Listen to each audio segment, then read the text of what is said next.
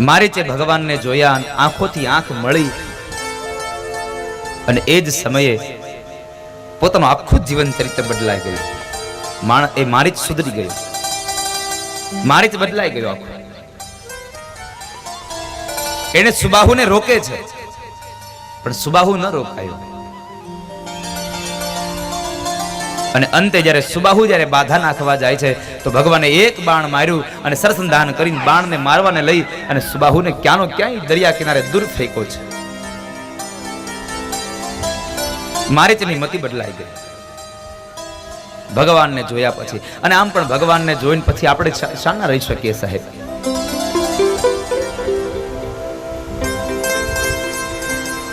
અમુક મંદિરોમાં જઈએ એટલે ભગવાનની મૂર્તિ જોઈએ ને ત્યાં આપણું હૃદય અતિશય પ્રસન્નતા અનુભવે. કારણ એ મૂર્તિમાં એટલું લાવણ્ય સભર રૂપ હોય કે જોઈ અને આપણું મન હરખાઈ જાય સાહેબ, મન ભરાઈ જાય. શું મૂર્તિ છે, હમણાં બોલશે હમણાં બોલશે, આવો ભાવ થાય. અને ભાવ હોય ને તો મૂર્તિ બોલે, ભાવ હોય તો નિર્જીવ વસ્તુ પણ બોલે, પણ તમારો ભાવ હોવો જોઈએ સાહેબ. કદાચ જીવ હોય અને એ વસ્તુ બોલે ને તો એ તો માની લે, ચલો કદાચ જીભ છે, જીવ છે, બોલી જાય. પણ જેને જીભ નથી, જેમાં જીવ નથી, એ પણ બોલે છે. મહારાષ્ટ્રના જનાબાઈ છાણ ભેગું કરી અને છાણા થાપે. એમાં એક વખતના સમયે છાણા થાપ્યા અને એને સુકવવા મૂક્યા છે અને ત્યાંથી કોઈક માણસ એ છાણાઓને ચોરી જાય છે. એટલે જનાબાઈ આવી અને મહારાષ્ટ્રના મહારાજને ફરિયાદ કરી, મહારાજ મારા છાણા કોઈક ચોરી ગયું છે, મારા છાણા મને લાવી આપો. મહારાષ્ટ્રના એ મહારાજે સૈનિકોને બોલાવ્યા, સિપાહીઓને બોલાવ્યા, મંત્રીને બોલાવ્યા. કહે છે કે આ જનાબાઈના છાણા કોઈ ચોરી ગયું છે, એને એના છાણા લઈ આવી આપો. અને જનાબાઈએ દાવો કર્યો તો મને મારા છાણા જોઈએ. સૈનિકો કહે છે મહારાજ તમે એમ કહો છો આના છાણા ગોતી આપો, પણ તમે વિચાર તો કરો, છાણા એક જ સરખા હોય. અરે એક સરખા હોય તો એને બીજા લઈને આપી દો. જનાબાઈ આ વાત સાંભળે એટલે જનાબાઈ કીધું મહારાજ મારે બીજા કોઈના છાણા નહીં હો, મારે તો મારા જ ચોરાયેલા છાણા જોઈએ છે. અરે જનાબાઈ છાણા તો એક સરખા હોય, તમારા છાણાને ક્યાં ગોતવા જવા? અને ત્યારે મહારાષ્ટ્રના જનાબાઈ એટલું બોલ્યા છે મહારાજ મારા છાણા ગોતવા હોય ને તો એને એક મોટામાં મોટી નિશાની છે, જે છાણામાંથી વિઠ્ઠલ વિઠ્ઠલ અવાજ આવે ને એ છાણા મારા. અને મહાપુરુષો અને સંતો કહેતા ગયા છે અને લખ્યું છે કે મહારાષ્ટ્રની જનાબાઈના હાથથી થાપેલા છાણા પણ વિઠ્ઠલ વિઠ્ઠલ બોલ્યા છે સાહેબ. માત્ર માણસનો ભાવ જોઈએ, ભાવ વગર તમને સત પ્રાપ્ત ન થાય. એટલે ભગવાન ગીતાજીમાં કહે ના સતો વિદ્યતે ભાવો ના ભાવો વિદ્યતે સતઃ. ભાવ વગર તમને સત ન મળે. સત એટલે ઈશ્વર, પરમાત્માની ઝાંખી ન થાય. પરમાત્માની ઝાંખી કરવી હોય તો તમારે એનામાં ભાવ રાખવો પડે, એનામાં દ્રઢ ભરોસો રાખવો પડે, દ્રઢ વિશ્વાસ રાખવો પડે. ઈશ્વરના તત્વની અંદર, ઈશ્વર તત્વમાં તમને ભરોસો હોવો જોઈએ. મારીચ આખું બદલાઈ ગયો ભગવાનની મૂર્તિ જોઈને સાહેબ. ભગવાનનું રૂપ જોઈ અને મારીચ બદલાઈ ગયો. સુબાહુ ગયો, કારણ કે સુબાહુને ભગવાનને માર્યો છે. ત્યારબાદ યજ્ઞ, વિશ્વામિત્ર મહારાજનો યજ્ઞ સંપન્ન કરાયો. થોડો સમય થયો એટલે જનકપુરની અંદર, મિથિલાની અંદર રાજા જનકે પોતાની દીકરી જાનકી માં સીતાનું સ્વયંવર રચે છે. હવે સ્વયંવર યજ્ઞ રચ્યો છે અને એ સ્વયંવર યજ્ઞમાં તમામ અનેક રાજવીઓને આમંત્રણ મળ્યા છે. હવે વિશ્વામિત્ર મહારાજને પણ ત્યાં લઈને જવા છે. વિશ્વામિત્ર મહારાજને થયું મારે રામ અને લક્ષ્મણને લઈ જવા છે. હવે રામ અને લક્ષ્મણને એમ કહે કે ચાલો આપણે સ્વયંવરમાં જવું છે, તો કદાચ હજી મર્યાદાની મૂર્તિ છે, ના પાડી દે. ભલે ક્ષત્રિયો છે છતાં પણ આ તો મર્યાદાની મૂર્તિ છે, બનવા સંજોગ છે, કદાચ રામ ના પાડે. એટલે વિશ્વામિત્ર મહારાજે સીધું ન કીધું કે આપણે સ્વયંવરમાં જવું છે, પણ વિશ્વામિત્ર મહારાજે પોતાના શબ્દોનો ઉપયોગ કર્યો, બુદ્ધિનો ઉપયોગ કરીને કહે છે રામ, જેમ તમે મારા યજ્ઞનું રક્ષણ કર્યું ને એમ જ તમે જનકપુરમાં મિથિલાની અંદર રાજા જનક સ્વયંવર યજ્ઞ કરે છે ને આ સ્વયંવર યજ્ઞનું રક્ષણ તમે કરો. રામ અને લક્ષ્મણ બે ભાઈઓ જવા માટે તૈયાર થયા છે. બે ભાઈઓ જાય છે અને એ સમયે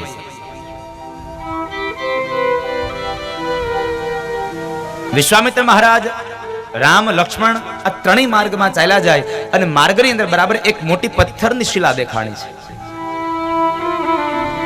મોટી પથ્થરની શિલાને જોઈ રામજીએ પ્રશ્ન કર્યો, બાપજી આ માર્ગની અંદર આ પથ્થરની શિલા આ શું છે? વિશ્વામિત્ર મહારાજ કહે છે, રામ એ તમારી રાહ જુએ છે, એ તમારા રાહની અંદર છે. બાપજી મારી રાહ? શા માટે મારી રાહ? અરે રામ, આ પથ્થરની શિલા એ ગૌતમ નારી અહલ્યા છે અને અહલ્યાને શાપ મળવાને લઈ પથ્થર બન્યા છે, પણ એનો ઉદ્ધાર કરવાનો સમય હવે તમારા હાથમાં છે. કારણ એમને ઉદ્ધાર કરવાના સમયે પ્રશ્ન કર્યો હતો ત્યારે કહ્યું હતું કે જ્યારે રામનો અવતાર થશે અને રામ જ્યારે નીકળશે આ માર્ગમાં અને એના ચરણની અંદર તમને સ્પર્શ થશે ત્યારે તમારો ઉદ્ધાર થશે. આજે અહલ્યાનો ઉદ્ધાર કરો રામ, અને ચરણનો સ્પર્શ કરાવો, અને ચરણ સ્પર્શ આપો.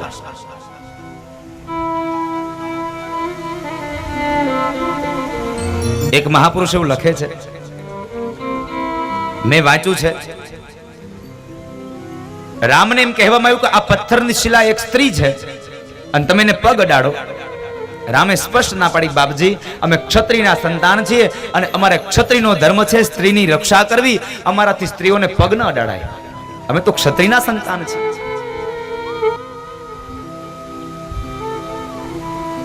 તો પછી એમાંથી અહલ્યા બેઠા કેમ થયા? એક મહાપુરુષેનું પોતાનું મંતવ્ય આપ્યું છે કે રામે પગ ઉપાડ્યો ને, એ પગ ઉપાડતાની સાથે જ પગના તળિયામાં જે રજ હતી એ રજ ઉડી અને પથ્થરની શિલા ઉપર પડી અને એમાંથી અહલ્યા બેઠા થયા છે. હજી પગ અડાડવાનો સમય આવ્યો જ નહીં સાહેબ. ભગવાનના ચરણની રજ મળે અને માણસનું ભાગ્ય સુધરી જાય. ભગવાનના ચરણની રજ મળે. હું વારંવાર કહેતો રહું છું, ક્યારેય પણ આપણે કોઈ પણ જગ્યાએ કોઈ ધર્મસભામાં ગયા હોઈએ, કોઈ કથાઓમાં ગયા હોઈએ, કદાચ કોઈ મહાપુરુષો ત્યાં પધાર્યા હોય અને મહાપુરુષોના ચરણારવિંદને સ્પર્શ કરવાનો સમય ન મળે, કદાચ અવસર ન મળે તો નિરાશ ન થશો, નિરાશ ન થશો.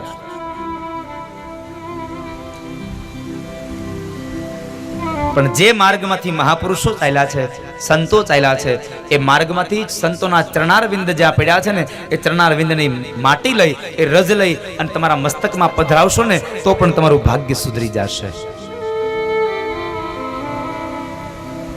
પણ આપણને તો એક જ હામ હોય કે સંતોના પગને અડવા મળે અને સંતો આપણને હાથ અડાડી દે એટલે આપણું કલ્યાણ થઈ જાય. પણ મહાપુરુષો કહે છે કદાચ સંતોને સ્પર્શ કરવાનો સમય મળે નહીં, અવસર ન મળે તો મૂંઝાવું નહીં. જે માર્ગ ઉપરથી ચાલેલા સંતો છે એ માર્ગની રજને તમારા મસ્તક ઉપર પધરાવો, જેથી કરી તમારું ભાગ્ય. રાધે તેરે ચરણોं की रज धूल जो मिल जाए, सच कहता हूँ शामा तकदीर बदल जाए. આખું ભાગ્ય બદલી જાય. મન ગમે તેવું ચંચળ હોય સાહેબ, પણ એકવાર મસ્તકમાં જ્યારે આ રજ પડે એટલે મન શાંત બની જાય. અને અંતમાં તો એક જ વાત થાય, એક જ ઈચ્છા જાગે, એક જ મહેચ્છા રહે કે મારો અંત સમય હોય ત્યારે મારું જીવન તમારામાં હોય સાહેબ, મારું મન તમારામાં હોય. અમે સત્ય કહીએ સાહેબ, અમારું ભાગ્ય સુધરી જાય. અને એ સમય ભગવાનના ચરણારવિંદમાંથી નીકળેલી રજ અહલ્યા ઉપર પડે ને અહલ્યા એમાંથી, એ પથ્થરમાંથી અહલ્યા બેઠા થયા છે. એ કથા રામચરિતમાનસની કથા સુખદેવજી મહારાજે રાજા પરીક્ષિતને વર્ણવી, ત્યારબાદ ત્યાંથી આગળ ગયા છે. પણ આ કથાનો મૂળ હેતુ તો કહે છે આ જગતની, આ જીવનની સાચી શાંતિ ભગવાનના ચરણારવિંદમાં છે, ભગવાનના ચરણોમાં છે. અને આમ પણ તમે જ્યાં પણ જાઓ દોડી દોડીને થાકી જાઓ, અંતે જ્યારે ભગવાન પાસે જાઓ, ભગવાનના મંદિરમાં જાઓ, ભગવાનની મૂર્તિ સામે જાઓ, ત્યારે તમને શાંતિની અનુભૂતિ થાય છે. આપણે મંદિરમાં જઈએ એટલે આપણું મન શાંતિની અનુભૂતિ કરતું હોય સાહેબ, પરમ શાંતિને પામે. આવી કથાઓમાં જઈએ તો આપણું મન પરમ શાંતિઓને પામે છે. શા માટે? અહીંયા વિચારો સ્તબ્ધ થઈ જાય છે. જેમ તમે ભગવાનની નજીક આવતા જશો એમ તમારા કામ, ક્રોધ, લોભ, મદ, મોહ, મત્સર આ બધા જ રીપુઓ તમારાથી દૂર થતા જશે અને અંતમાં આ 7 વસ્તુઓ દૂર જાય એટલે તમારા જીવનની અંદર પરમ શાંતિનો અનુભવ થાય. આ કથાના પંડાલની અંદર, આ કથાના મંડપની અંદર તમને જે આનંદ આવે એ આનંદ તમને બીજા આનંદ કથાની બહાર ના આવે. શા માટે રડે છે? માની યાદ આવી કે અયોધ્યા યાદ આવ્યું? શું થયું તને? શેષ અવતાર લક્ષ્મણ જવાબ આપે છે, મોટા ભાઈ, જ્યાં સુધી મારા ભાઈ રામ મારી હારે હોય ને, મારી સાથે હોય, ત્યાં સુધી મને ન મારી માં યાદ આવે, ન મને મારું અયોધ્યા યાદ આવે. કારણ મારા ભાઈનો પ્રેમ છે ત્યાં સુધી આ દુનિયામાં કોઈ વ્યક્તિ મને ન રડાવી શકે સાહેબ. કોઈની યાદ ન સતાવે મને. તો તારી આંખમાં અશ્રુ શા છે? લક્ષ્મણ કહે છે, મોટા ભાઈ, મારી આંખમાં અશ્રુ એક જ વાતના છે, એકમાત્ર ચિંતા મને રડાવે છે કે કાલ સવારે કદાચ તમારા લગ્ન થશે, મારા ભાભી ઘરમાં આવશે ને, તો જે પગની હું સેવા કરું છું ને એ સેવા મારા હાથમાંથી જુટવાઈ જશે, અને સેવા જુટવાઈ જશે ને તો મારું મન શાંતિની અનુભૂતિ નહીં કરે, મારું મન શાંત નહીં રહે. એટલા માટે મને દુઃખ થાય છે કે કાલ કદાચ મારા ભાભી આવશે તો મારા હાથમાંથી સેવા જુટવાઈ જશે. ભગવાન રામ કહે છે, અરે લક્ષ્મણ, એક વાત યાદ રાખો કે કાલ કદાચ મારા લગ્ન થાય, તારી ભાભી ઘરમાં આવે તો મારા ડાબા પગની સેવા તારી ભાભી કરશે અને મારા જમણા પગની સેવા મારો લક્ષ્મણ કરશે. ડાબા પગની સેવા તારી ભાભી કરશે અને જમણા પગની સેવા લક્ષ્મણ તું કરીશ. અને કદાચ સાંભળી લે, આ વાત તારી ભાભીને નહીં ગમે ને તો હું તારી ભાભીને છોડી દઈશ, પણ લક્ષ્મણ જિંદગીભર તને કોઈ દિવસ નહીં છોડું, તને નહીં છોડું.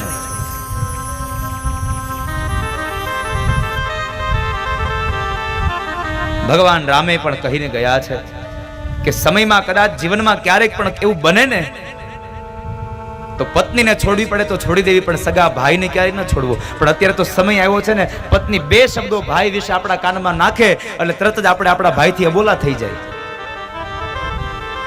સગો ભાઈ સગા ભાઈને બોલાવતો બંધ થઈ જાય. અત્યારે સમય આવ્યો સાહેબ, સગા ભાઈની સલાહ ન લે, હાળાની સલાહ લેવા જાય. સાળો વધારે નજીક આવ્યો. પણ ભગવાન રામ કહે છે કે જિંદગીમાં જો સમય આવે, આવો અવસર આવી પડે તો કદાચ પત્નીનો ત્યાગ કરજો, પણ માનો જેનો ભાઈ છે ને સાહેબ, એ ભાઈનો ભાઈ જ રહેવાનો છે. કારણ એને જેટલી તમારા પ્રત્યેની હમદર્દી હશે એટલી આ દુનિયામાં તમારી પત્નીને પણ નહીં થાય. આ યાદ રાખજો. જેટલું ભાઈને તમારું હશે એટલી તમારી પત્નીને પણ તમારી ચિંતા નહીં હોય. માટે ભાઈને ન છોડશો ક્યારેય, ભાઈઓથી જુદા ન થશો. સંયુક્ત પરિવારમાં રહેવાના સંકલ્પો કરો, સાથે રહેવાના પ્રયત્નો કરો, અને સાથે રહેશો ને એમાં તમારા પરિવારની, તમારા કુળની ઉન્નતિ હશે સાહેબ. સમાજ તમારામાંથી નોંધ લેશે. રામચરિત માનસ એમ કહે છે, ભેગા રહ્યો. એક માને 2 દીકરા હોય, 3 દીકરા હોય, 4 દીકરા હોય, આ ચારેયના લગ્ન થઈ જાય ને એટલે તમારે એક જ વાત કરવાની યુવાનોને કહું છું કે ચારેય ભાઈઓના લગ્ન થઈ જાય એટલે ચારેય પત્નીઓને સાથે બેસાડવી, મા બાપને સાથે બેસાડવા, અને ચારેય ભાઈઓ સાથે બેસી અને પોતાની પત્નીઓને એક વાત ચોક્કસપણે કહી દેવી કે તમારે આ ઘરમાં જેમ રહેવું હોય તેમ રહેજો. આ તમે ચારેય મા બાપની હારે, અમારા કોઈની હારે તમે પ્રેમથી રહ્યો તોય ભલે અને બાધી બોલીને રહ્યો તોય ભલે. અમે ચારેય ભાઈઓ ભેગા હતા અને વર્તમાનમાં ભેગા છીએ અને ભવિષ્યમાં ભેગા રહેવાના. અમે ચારેય ક્યારેય નોખા નથી થવાના. તમારા ઘરમાં પત્ની ક્યારેય તમને નોખા થવાની વાત કરે ને તો હું મારું ભાગવત છોડી દઉં સાહેબ. તમે મક્કમ બની જાઓ, તમે તટસ્થ બની જાઓ. પણ તમારો જ દોષ હોય છે, પત્ની 2 રૂમમાં આવી અને 2 વાતો કાનમાં નાખે એટલે બીજા દિવસે સવારે ભાઈની સાથે અબોલા થઈ ગયા હોય. 25 વર્ષથી સાથે રહેનારા એ ભાઈઓને એકાદ બે વર્ષમાં નોખા થઈ જવાનો વારો આવે. આ રામકથાનો મુખ્ય હેતુ છે સાહેબ, બે દિલને, બે હૃદયને, બે માણસને જોડવાની કથા છે. જીવનમાં બહુ ઉપયોગી કથા છે. મહાપુરુષો કહે છે એક ભાગવત અને એક રામકથા. રામચરિત માનસ છે એ પ્રાથમિક શાળા છે અને ભાગવત છે એ હાઈસ્કૂલ છે. રામચરિત માનસ તમને જીવતા શીખડાવે છે અને ભાગવત તમને મરતા શીખડાવે છે. કેમ મરવું, કેવું જીવવું, કોનો આદર અને સત્કાર કરવો, એવી અનેક કથાઓ રામચરિત માનસમાં ભરી છે.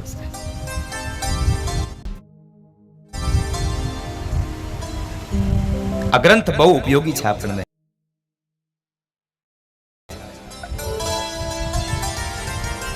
એક વખત એક મહાત્માજી બરાબર ટ્રેનમાં મુસાફરી કરતા હતા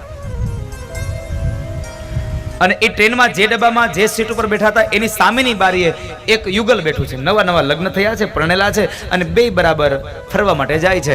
અને સામે જે મહાત્માજી બેઠા છે એ મહાત્માજી એની મસ્તીમાં હાથની અંદર રામચરિત માનસનો નાનો એવો ગુટકો છે. સામે પતિ પત્ની બે પ્રેમ પ્રણયની વાતો કરે છે અને એમાં બરાબર પેલા મહાત્માજી જોર જોરથી રામચરિત માનસની ચોપાઈઓ ગાય છે. રામચરિત માનસની ચોપાઈઓ ગાય છે અને એ ચોપાઈઓ ગાવામાં મોટે મોટેથી ગાય છે. એટલે સાથે નારી છે, સ્ત્રી છે, એટલે અહંકારી હોય અને એમાં હમણાં નવા નવા લગ્ન થયા એટલે હારે જ્યારે પત્ની હોય ત્યારે જરાક કોકને બતાવવું પડે પત્નીને કે મારામાં બળ છે. અને તમે જોજો એવું જ થાય આ વર્તમાન આ કળયુગમાં એવું જ થાય છે. ગાડી લઈને જતા હોય ને જરાક કોઈ કે પાછળથી સિગ્નલ ઉપર ગાડી અડાડે એટલે એવી ત્રાહી નજરે જોવે, એની પત્નીને બતાવે જો મારામાં બળ છે એમ.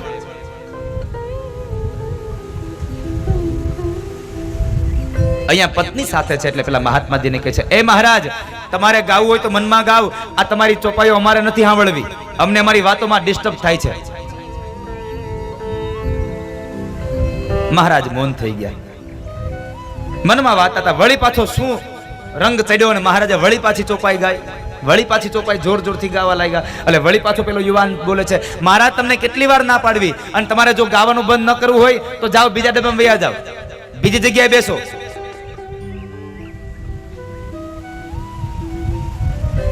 મહારાજ શાંત થઈ ગયા.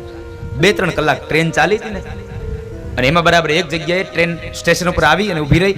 5 મિનિટનું ત્યાં હોલ્ટ હશે એટલે ટ્રેન ઊભી રહી. એટલે પતિ પત્નીને હજી આગળ જવું છે એટલે એની જગ્યા ઉપર કોઈ બેસી ન જાય એટલે જગ્યામાંથી એની બેગને મૂકી અને તેઓ નીચે ગયા. નીચે ગયા એટલે સ્ટોલ ઉપર જરા ખાણીપીણીનો સ્ટોલ હતો, ત્યાં બે નાસ્તો કરે છે. એ સમય દરમિયાન બરાબર બે વાતોમાં મશગુલ બની ગયા. એ વાતોમાં ને વાતોમાં ટ્રેન ઉપડી ગઈ, એની ખબર ન રહી અને ટ્રેન ઉપડતી ગઈ. પતિ પત્ની બે દોડ્યા છે એની ટ્રેન પકડવા માટે, એના ડબ્બામાં જવા માટે બે દોડ્યા. જેમ જેમ ઈ દોડતા જાય તેમ તેમ ટ્રેનની સ્પીડ વધતી જાય અને એમાં બરાબર એકદમ દોડી અને પેલો ટ્રેનમાં ચડવાનો સળિયો પકડાયો અને પેલો યુવાન ચડી ગયો પણ એની પત્નીનો હાથ મુકાઈ ગયો અને પત્ની ત્યાં સ્ટેશન ઉપર રહી ગઈ. હવે બે બાકડો બન્યો, જોર જોરથી રાડો પાડે, કોઈ ટ્રેન ઊભી રાખો મારી પત્ની રહી ગઈ, કોઈ ટ્રેન ઊભી રાખો મારી પત્ની રહી ગઈ. પેલા મહાત્માજી સાંભળી ગયા, ઈ જરા ઊભા થઈને આવ્યા. હે ભાઈ શું થયું? અરે મહારાજ ટ્રેન ઊભી રાખો મારી પત્ની પ્લેટફોર્મ પર રહી ગઈ, અમે નાસ્તો કરવા ગયા હતા, હું અહીંયા ટ્રેનમાં ચડી ગયો અને ઈ રહી ગઈ. ત્યારે મહાત્માજી હળવેકથી કહે છે, ભાઈ એક વાત કહું? અરે શું વાત કહેશો મહારાજ? અરે સાંભળ તો ખરો, હું જ્યારે રામચરિત માનસની ચોપાઈઓ ગાતો હતો ને એ ચોપાઈ તે સાંભળી હોત ને તો તારી પત્ની આજ રેલવે સ્ટેશન ઉપર ન હોત. કારણ રામચરિત માનસમાં જ્યારે ભગવાન રામને વનવાસ મળ્યો ને ત્યારે સરયુ અહીંયા ગંગા નદીના સામે કિનારે જવાનું હતું અને કેવટની નાવ માગી ને ત્યારે સૌથી પહેલા રામ નહોતા બેઠા, એને હાથ પકડીને પેલા જાનકીને બેસાડ્યા. જો આ કથા તે સાંભળી હોત તો તું પેલા ન ચડ્યો, તારી પત્નીને પેલા ચડાવી હોત, તે પેલા તારી પત્નીને બેસાડી હોત. તે રામચરિતનો માણસનો મહિમા બહુ અદ્ભુત છે સાહેબ.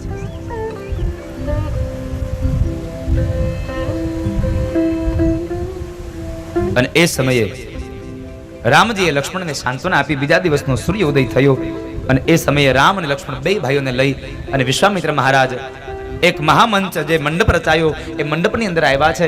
માનસકાર એમ કહે છે, મહાપુરુષો કહે છે કે એક સાથે 10,000 રાજાઓ બેસી શકે એવડી મોટી વ્યવસ્થા કરી હતી રાજા જનકે. મહામંચ રચ્યો અને મંચની મધ્યમાં એક મંચ ઉપર ભગવાન શિવનું ધનુષ્ય પડ્યું છે.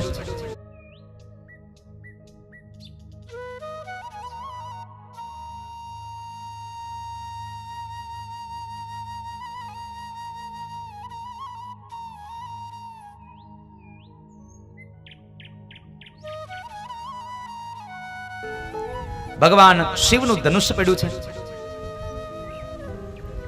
એ ભગવાન શિવનું ધનુષ્ય છે. એ સમયે રાજા જનકે ઘોષણા જાહેર કરી. રામ લક્ષ્મણને લઈ વિશ્વામિત્ર મહારાજ સભામાં આવે અને ઘોષણા જાહેર થઈ કે હે રાજાઓ સાંભળો, જ્યારે મારી દીકરી 3 વર્ષની હતી ત્યારે આ ભગવાન શિવના ધનુષ્યને લઈ અને એ રમતી હતી.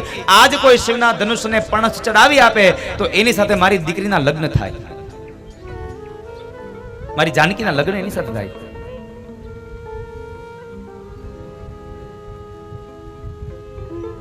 અને એ સમયે એક પછી એક રાજાઓ આવે છે, પણ માં જાનકીએ ભવાનીની પ્રાર્થના કરી. માં ભવાનીને પ્રાર્થના કરી કે છે હે માં, આ ધનુષ્ય કોઈનાથી ઉપડવું ન જોઈએ. અને માં ભવાનીએ ભગવાન શિવને પ્રાર્થના કરી. એટલે શિવજીએ આ દુનિયામાં, આ જગત ઉપર, ધરતી પર જેટલા પણ એના ગણ હતા ને બધાય ગણને સૂક્ષ્મ રૂપે લાવી અને ધનુષ્ય બાણ પર મૂકી દીધા. અનેક રાજવીઓ આવ્યા, ધનુષ્યને ઉપાડવાના પ્રયત્નો કરે, પણ ધનુષ્ય ઉપડ્યું નહીં કોઈનાથી. અંતે રાજા જનકથી આ દુઃખ ન જોવાયું.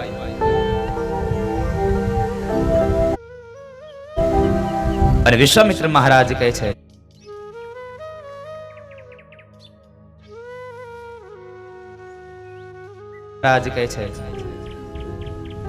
ઉઠવું રામ ભંજવું ભવભાત. હે રામ ઉભા થાવ અને આ જનકની અંદર જે પરિતાપ આવ્યો છે, હવે તાપ આવ્યો, એ તાપનો તમે નાશ કરો. કારણ જનક બોલ્યા હતા કે શું આ ધરતીમાં વીર વિહોણી થઈ ગઈ? આ ધરતીમાં હવે ક્ષત્રિયો રહ્યા નહીં? આટલા શબ્દો બોલ્યા ત્યારે રામજીનું લોહી ન ઉકળ્યું, પણ શેષ અવતાર લક્ષ્મણજી ઉભા થઈ ગયા. સાવધાન જનક, એક પણ શબ્દ હવે આગળ બોલ્યા છો તો. રામજીએ લક્ષ્મણનો હાથ પકડ્યો. લક્ષ્મણ શું કરે છે આજે? મોટા ભાઈ, જ્યાં સુધી આ સભાની અંદર મર્યાદા પુરુષોત્તમ રામ બેઠા છે ત્યાં સુધી આ જનકથી બોલાય કેમ કે આ ધરતી વીર વિહોણી છે? કાં તો તમે એના પ્રશ્નનો જવાબ તમે આપી દો અને કાં તો મને હમણાં આજ્ઞા આપી દો. હમણાં એને ખબર પડે કે કેટલી તાકાત છે આમાં. શાંત કર્યા, શાંત લક્ષ્મણ. વિશ્વામિત્ર મહારાજની સામે નજર કરીને વિશ્વામિત્ર મહારાજ કહે છે રામ જાઓ અને હવે તમે તમારું કાર્યને સિદ્ધિ આપો, કાર્યને સાત્વત કરો. રામજી ઉભા થયા, વિશ્વામિત્ર મહારાજને વંદન કર્યા છે. ત્યારબાદ માં કૌશલ્યાને મનોમન વંદન કર્યા અને અયોધ્યાની ભૂમિને વંદન કર્યા છે. કારણ ભગવાન પણ કહે છે, વેદમાં લખાયું, પુરાણોમાં લખાયું, શાસ્ત્રોમાં લખાયું કે જનની જન્મભૂમિ સ્વર્ગાદપી ગર્યસી. એક જન્મ દેનારી માં અને એક જે ધરતીમાં આપણો જન્મ થયો છે એ જન્મભૂમિ, આ બે આપણા માટે સ્વર્ગ કરતા પણ વિશેષ છે સાહેબ. આપણી પાસે સ્વર્ગ કરતા પણ વિશેષ છે. માટે ભાઈ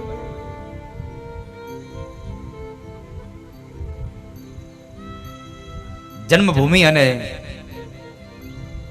જન્મ દેનારી માનું મહાત્મ્ય છે. માને વંદન કર્યા. ત્યારબાદ ધનુષની નજીક ગયા છે અને ધનુષના નજીકમાં જઈ ભગવાન શિવને વંદન કર્યા. જેનું ધનુષ્ય છે એને વંદન કર્યા અને ત્યારબાદ ધનુષ્યને વંદન કર્યા છે. જેને મારે તોડવું છે એને વંદન કર્યા, એને વંદન કર્યા છે. અને ત્યારબાદ માં જાનકી ભવાનીને પ્રાર્થના કરે, માં હવે આ ધનુષ્ય હળવું ફૂલ જેવું થવું જોઈએ અને રામથી ઉપડી જવું જોઈએ. અને એ જ સમયે ભગવાન રામે મધ્યમાંથી ધનુષ્યને પકડ્યું અને ધનુષ્યને પકડવાને લઈ જાણે એક નાનું બાળક પોતાના રમકડાને ઉપાડી લે એમ ભગવાન રામે મધ્યમાંથી ધનુષ્યને ઉપાડ્યું, પોતાના જમણા પગના અંગૂઠા નીચે એક પણછનો છેડો પછાડ્યો અને બીજા પણછને નીચે નમાવા જાય અને પણછ ચડાવવા જાય છે ત્યાં મધ્યમાંથી ધનુષ્ય ભાંગ્યું, મહાભયંકર અવાજ થયો અને ભગવાનનો જય ઘોષ થયો, બોલીએ સિયાવર રામચંદ્ર ભગવાન કી. ભગવાનનો જય ઘોષ થયો, ધનુષ્યનો ભંગ થયો, માં જાનકીએ વરમાળા પહેરાવી. ત્યાર પછી તો રામચરિતમાનસમાં એક કથા છે, પરશુરામજી મહારાજનો પ્રવેશ થાય, લક્ષ્મણ અને પરશુરામનો સંવાદ, બહુ અદ્ભુત કથા છે. પણ 9 દિવસની કથા મારે તમને 60 મિનિટમાં કહેવાની, એટલે બધી કથાઓને તો ન્યાય ન આપી શકાય. અને આમ પણ મફતમાં તો કેટલીક રામાયણ સંભળાવાય. એટલે મફતમાં તમે ક્યાં કોઈ દક્ષિણા મને આપી? દક્ષિણા વગરની રામાયણ કેટલીક હોય. એકવાર એક ગોરદાદા બરાબર ભિક્ષાવૃત્તિ માટે ગયા, એટલે જે ઘરે જે આંગણામાં ભિક્ષાવૃત્તિ કરતા હતા એટલે ત્યાંથી બેણે જે ભિક્ષા આપવાની ત્યાં આપી દીધી. એટલે ગોર બાબા બરાબર જ્યાં નજર કરતા હતા ને ત્યાં બરાબર આમ ફરજાની અંદર એક સારું સરસ મજાનું દૂજાણું જોઈ ગયા. એટલે બેનને પ્રશ્ન કર્યો, હે બેન, છાશ બનાવી છે તો છાશ લેતો જાવ. અરે હા હા ગોર બાપા ઉભા રહ્યો, આજ જ બનાવી છે.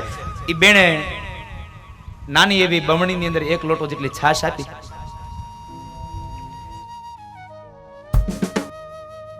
ગોર બાપા હાલતા થાય ને ત્યાર પેલા બેન બોલ્યા, એ ગોર બાપા આ છાશ તો લઈ જાવ છો, હારે હારે થોડીક કથા તો રામાયણ તો સંભળાવતા જાવ.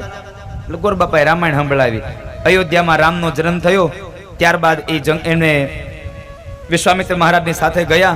વિશ્વામિત્ર મહારાજની હારે ગયા પછી સીતાજીની હારે લગ્ન થયા. લગ્ન કરીને આવ્યા અને એમાં બરાબર રામને બરાબર રાજગાદી બેસાડવાનો સમય આવ્યો તો કઈ વરદાન માંગ્યા. રામ વનમાં ગયા, સીતાજીને લઈને જંગલમાં ગયા, 14 વર્ષ વનવાસ કર્યો. પાછળથી દશરથ મહારાજ મૃત્યુ પામ્યા અને ત્યાં આગળ જ્યારે જંગલમાંથી સીતાજીનું હરણ કરીને રાવણ લઈ ગયો અને ભગવાન હનુમાનને લઈ અને આખી વાનર સેનાને લઈને લંકામાં ગયા. ત્યાં રાવણને માર્યો, રાવણને મારીને સીતાજીને પાછા લાવ્યા અને અયોધ્યામાં રામનું રાજ્ય સ્થપાયું. બોલો સિયાવર રામચંદ્ર કી. બેન કઈ આટલી એમથી થોડી રામાયણ હોય, તો એક લોટા છાશમાં કેટલીક હોય?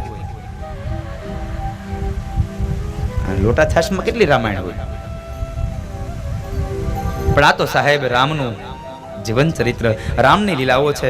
રામની લીલાઓ 7-9 દિવસ તો શું, કદાચ 9 ભવ ગાયે ને તો પણ ન ખૂટે. હરિ અનંત, હરિ કથા અનંતા. મારો હરિ પણ અનંત છે અને એની દિવ્ય ગાથાઓ પણ અનંત છે. અને એ સમયે બરાબર કુમકુમ પત્રિકા લઈ અને સૈનિકો અયોધ્યામાં આવ્યા છે. અયોધ્યાની અંદર દેવર્ષિ નારદને બોલાવ્યા. નારદની પાસે સરસ મજાનું મુહૂર્ત નીકળાયું. એ મુહૂર્તને લઈ અને જાન લઈને સૌ લોકો આવ્યા છે. વસંત પંચમીએ જાન આવી અને ધનતેરસે પાછી ગઈ હતી. આટલી જાન રોકાણી હતી પેલા. વસંત પંચમીના દિવસે જાન આવી અને ધનતેરસના દિવસે જાન ગઈ હતી. પણ જ્યારે જાન આવી છે ને ત્યારે એક વિવેકનો પ્રસંગ બન્યો છે. રામચરિતમાનસ આખું મર્યાદાથી ભરેલું એક ગ્રંથ છે સાહેબ. વિવેકનો પ્રસંગ બન્યો. બરાબર થયું એવું માનસકાર એમ લખે છે કે 4 ભાઈઓના લગ્ન એક જ માંડવે થયા. શ્રુતકીર્તિ, માંડવી અને ઉર્મિલા, આ 3 બહેનો હતી માં જાનકીની કાકાની બાપાની દીકરીઓ, પિતરાય બહેનો. અને એ પિતરાય બહેનો સાથે ભગવાન રામના 3 ભાઈઓ ભરત, શત્રુઘ્ન અને લક્ષ્મણ, આ 3ના લગ્ન થયા. એટલે 4 ભાઈઓ એક માંડવે પરિણા. લગ્નની વિધિ સંપન્ન થઈ અને જ્યારે જમવા બેઠા ત્યારે એક પ્રસંગ બન્યો વિવેકનો. બહુ અદ્ભુત પ્રસંગ છે. જ્યારે જમવા બેઠા છે ત્યારે જમતા જમતા માં જાનકીના બહેનપણીએ જરા વિવેક કર્યો, જરાક હાસ્ય કર્યું, મજાક કરી કે અયોધ્યામાં ક્યાં છોકરા થતા હતા દશરથને, ત્યાં આ તો ખીર ખાધીને એટલે છોકરા થયા. રામ કઈ ન બોલ્યા, ભરત કઈ ન બોલ્યા, શત્રુઘ્ન કઈ ન બોલ્યા, પણ લક્ષ્મણથી ન રહેવાય, કારણ કે શેષનો અવતાર છે અને વિવેકની મૂર્તિ કાઢી છે ને.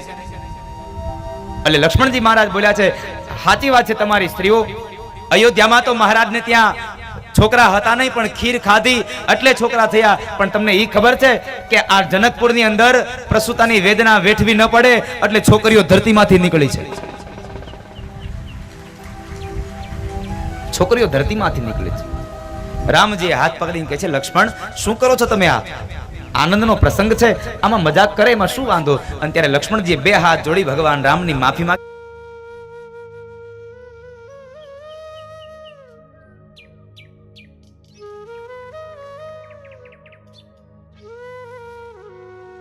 પ્રસંગ છે, આમાં મજાક કરે એમાં શું વાંધો? અને ત્યારે લક્ષ્મણજીએ બે હાથ જોડી ભગવાન રામની માફી માંગીને કહે છે, મોટા ભાઈ, મારાથી તમને કહેવાય નહીં, પણ એક વાત યાદ રાખજો, પ્રસંગ ગમે તેટલો આનંદનો હોય, પણ એ આનંદ કરવામાં, આનંદમાં ને આનંદમાં કોઈની મર્યાદા અને કોઈનો વિવેક ભૂલાઈ ન જાય એની ખાસ કાળજી રાખવી જોઈએ. વિવેક ભૂલી અને કોઈનો આનંદ ન થાય, મર્યાદા ભૂલીને કોઈનો આનંદ ન થાય. માટે જિંદગીમાં ક્યારેય વિવેક અને મર્યાદા ન તોડશો, સૌનો વિવેક કરજો. ત્યારબાદ જાન પરણીને આવે છે અને એ સમય બરાબર થોડા દિવસો વ્યતીત થયા, જાનને પોખણા થયા, દિવસો વ્યતીત થયા. એમાં એક વખતના સમય પ્રસંગ બન્યો કે મહારાજ જનકને મહારાજ દશરથને માથાનો મુગટ જરા ત્રાસો થયો અને સીધો કરવા માટે જ્યાં અરીસામાં જોવે છે તો કાન પાસે એક વાળ સફેદ દેખાયો. કાન પાસે એક વાળ સફેદ દેખાયો એટલે એને નક્કી કરી લીધું કે હવે મારે મારી રાજગાદી મારા દીકરાઓને સોંપી દેવી જોઈએ. મારે મારી રાજગાદી મારા દીકરાઓને સોંપી દેવી જોઈએ. રામને રાજગાદી આપી દેવી, વ્યવહારનો દોર એને આપી દેવો જોઈએ. અયોધ્યામાં મહારાજ દશરથને કાન પાસે કેટલા વાળ ધોળા થયા હતા? કેટલા? જરા જવાબ તમે સાંભળ્યું ને? કેટલા ધોળા થયા હતા? એક. એને શું નક્કી કર્યું? એક વાળ ધોળો જોઈને શું નક્કી કર્યું?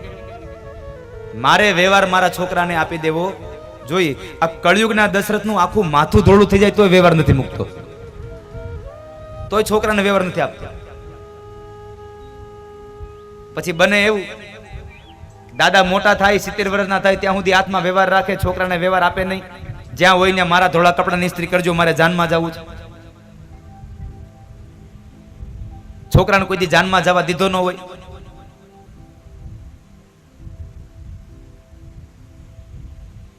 એટલે પછી જ્યારે દાદાના હાથમાંથી વ્યવહાર મૂકવાનો સમય આવે ત્યારે દાદાનો દીકરો હોય ને એના હાથમાં વ્યવહાર ન આવે, કારણ અત્યારે સમય પરિવર્તિત થઈ ગયો. એટલે દાદાના દીકરાનો દીકરો હોય ને એ મોટો થઈ ગયો હોય, વ્યવહાર કરે એવડો, એટલે સીધો વ્યવહાર એના હાથમાં. એટલે દાદાના દીકરાને 5 માણામાં કોઈ ઓળખે નહીં, કારણ કે કોઈ દી જવા જ ન દીધો હોય ક્યાંય.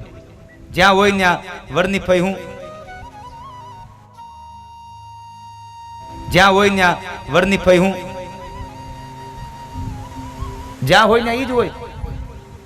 માટે આપ સૌને મારી પ્રાર્થના છે, સમયાંતરે યથા યોગ્ય કાળે દીકરાઓને વ્યવહારની દોર સોંપી દેવી. વ્યવહારની દોર દીકરાઓને સોંપી અને પછી આપણે આપણું જીવન જીવવું.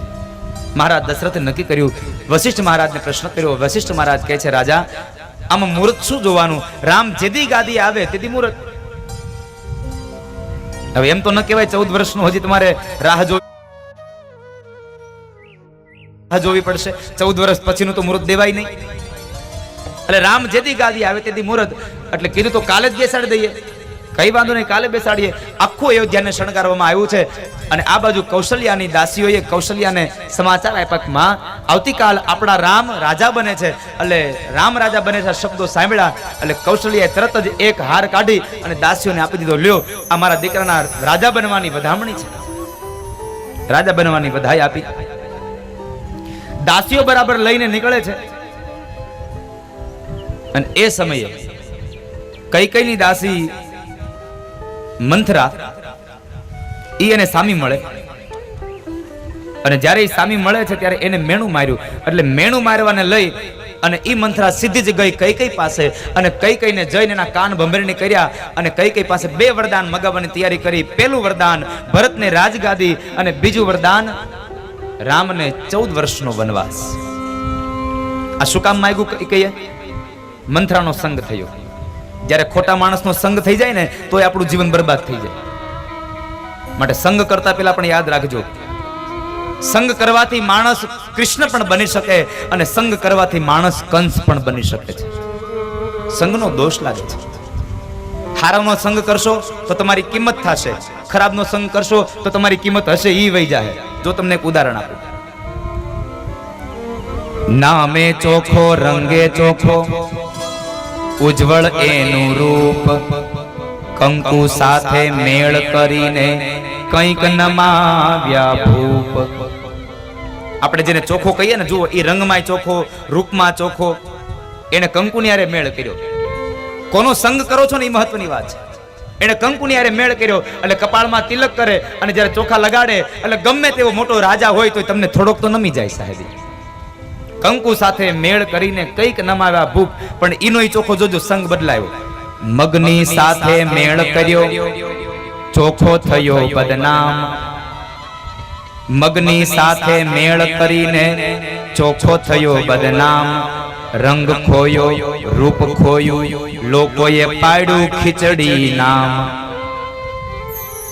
રંગે ગયો, રૂપે ગયું અને એનું નામે વહી ગયું. એટલા માટે સંગ કરતા સમયે પેલા યાદ રાખજો કોનો સંગ થાય છે. જેને ભજનમાં હોય સાહેબ નિર્ધાર, જેને સારાનો રંગ લાગે છે સાહેબ, એની સાથે સંગ કરો. મંથરાએ કાન ભમરણી કર્યા અને કઈ ની અંદર એ મંથરા એટલે કુબુદ્ધિ. આધ્યાત્મિક અર્થમાં કુબુદ્ધિ છે અને કુબુદ્ધિ જ્યારે જીવનમાં આવે ને પછી એનું પરિણામ શું હોય નક્કી નહીં તો કઈ પણ રામને એટલો જ પ્રેમ કરતા હતા, પણ જ્યારે કુબુદ્ધિની સાથે સંગ થયો અને કુબુદ્ધિ જ્યારે જીવનમાં પ્રવેશ કરી ગઈ એટલે રામ પ્રત્યેનો પ્રેમ મરી પરિવાર્યો અને રામને 14 વર્ષનો વનવાસ આપ્યો છે. મહારાજ દશરથ પાસેથી 2 વરદાન માંગ્યા. પેલા વરદાનમાં ભરતને રાજગાદી, બીજા વરદાનમાં રામને 14 વર્ષનો વનવાસ. એ 14 વર્ષના વનવાસને માટે થઈ પિતાજીના વચનને લઈ અને રામ, લક્ષ્મણ અને માતા જાનકી વનવાસ જવા માટે તૈયાર થયા છે. વલકલ વસ્ત્રો ધારણ કર્યા છે, રાજના કપડા ઉતરાવ્યા અને વલકલ વસ્ત્રોને ધારણ કર્યા છે. જ્યારે વલકલ વસ્ત્રોને ધારણ કર્યા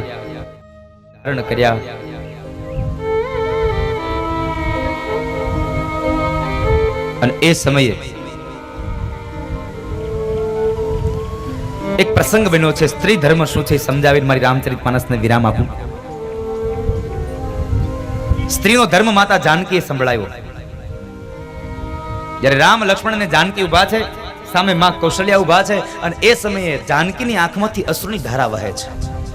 જાનકી રડે છે. માં કૌશલ્યા બોલ્યા છે, બેટા વૈદેહી, દીકરા તું શા માટે રડે છે?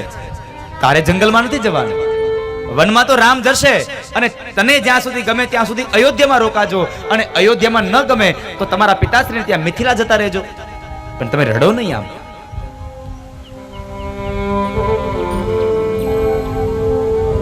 તારે વનમાં નથી જવાનું. અને ત્યારે માં જાનકી શું શબ્દ બોલ્યા છે? માં, માણસથી એનો પડછાયો જુદો થાય ને તો હું રામથી જુદી થઈ શકું, એમને ન થઈ શકું. મારે રામની હારે જંગલમાં જવું પડે છે એટલે મારી આંખમાં અશ્રુ નથી આવ્યા. તો તારી આંખમાં અશ્રુ શાના છે?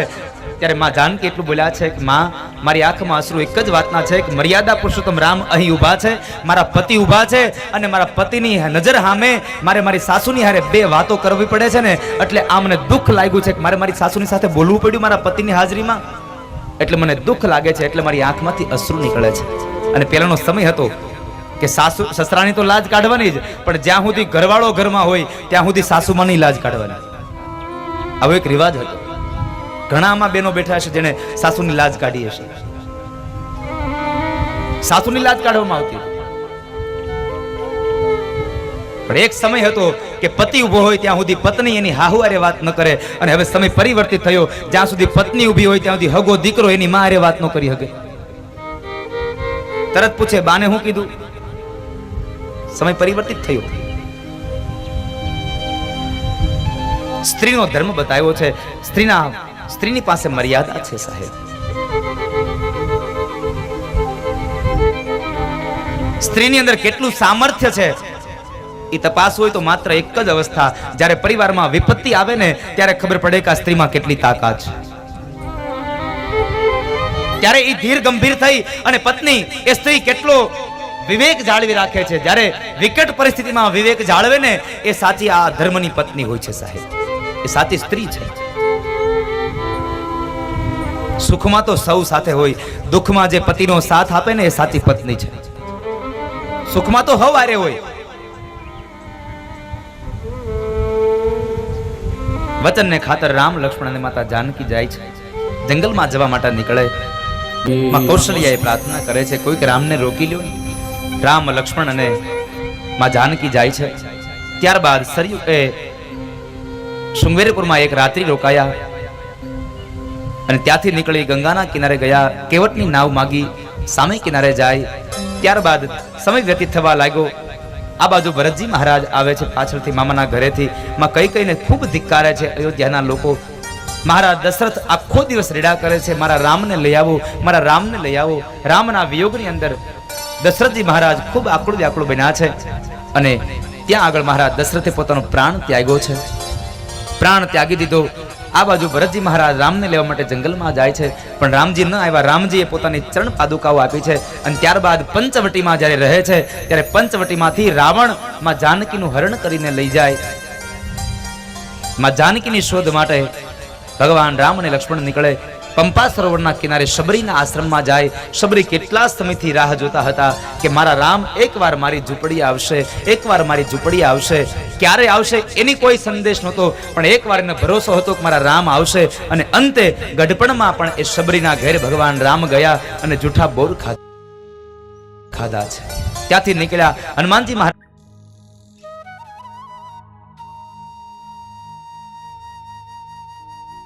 બોર ખાધા છે. ત્યાંથી નીકળ્યા હનુમાનજી મહારાજ સાથે મિલન થયું, સુગ્રીવની સેના સાથે મિલન થયું. વાલીને ભગવાન રામે માર્યો છે. ત્યારબાદ વાલી પુત્ર અંગદ પણ ભગવાનના સૈન્યમાં ભળ્યા છે. હનુમાનજી મહારાજ દરિયાના સામે કિનારે જાય, માં જાનકીનો સંદેશો લઈને આવે છે અને આ બાજુ નલ અને અંગદ નામના બે વાનરો દ્વારા પથ્થરો નખાવી અને એક સેતુ તૈયાર થયો અને એ સેતુ પર ચડી અને આખી વાનર સેનાને લઈ અને ભગવાન રામ, લક્ષ્મણ, હનુમાનજી મહારાજ, સુગ્રીવ, આ તમામ અંગદ, આ તમામ વ્યક્તિઓ આવી અને લંકામાં રહ્યા. લંકાની અંદર જ્યારે રામ અને રાવણનું યુદ્ધ થાય છે એ સમય મારે આપણે એક અંતિમ સંદેશો આપીને મારી રામકથાને વિરામ કરું. જીવનમાં બહુ ઉપયોગી સંદેશો છે.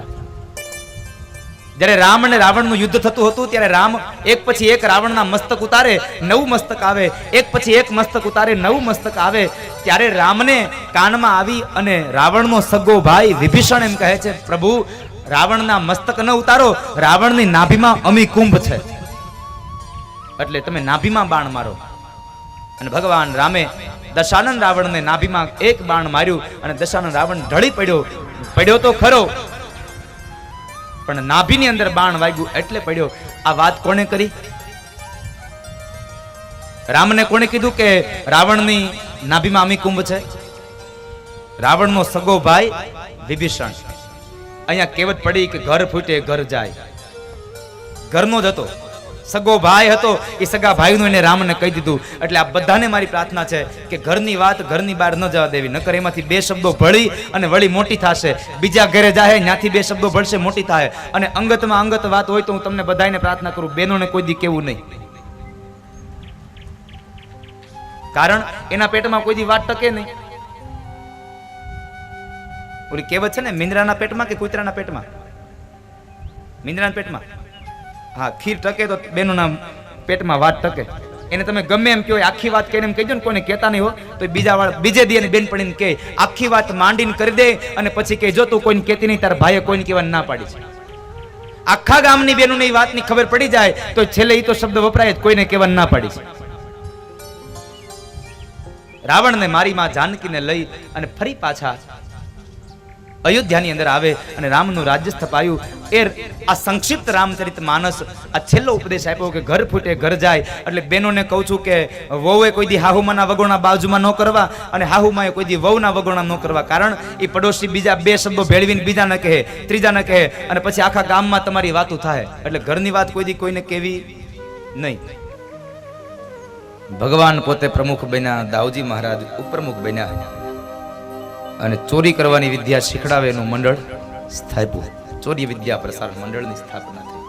અને એને ગામમાં ભગવાને એવું કર્યું. હવે તમને કહું એને શું કર્યું.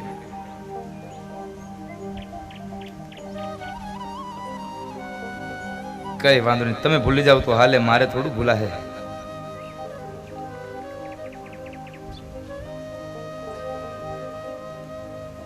તમે તો કદાચ 5-7-10 વર્ષ થાય એટલે તમને ઈ યાદ નહીં આપણે કઈ કથા કરી હતી.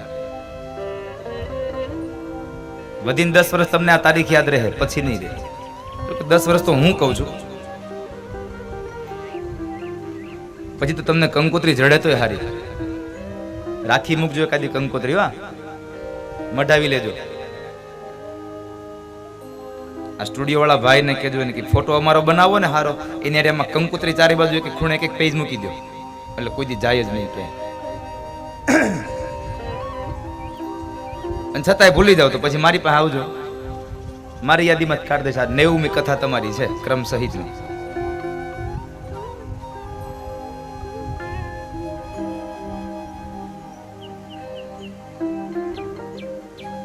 તો સવારના સત્રને વિરામ કર્યો એ સમયે ભગવાને ચોર્ય વિદ્યા પ્રસારણ મંડળની સ્થાપના કરીને ગોપીઓના ઘરે ઘરમાં ચોરી કરી. હવે બહુ મજાની કથાઓ છે, આનંદ જ આવ્યા રાખે એવી કથા છે.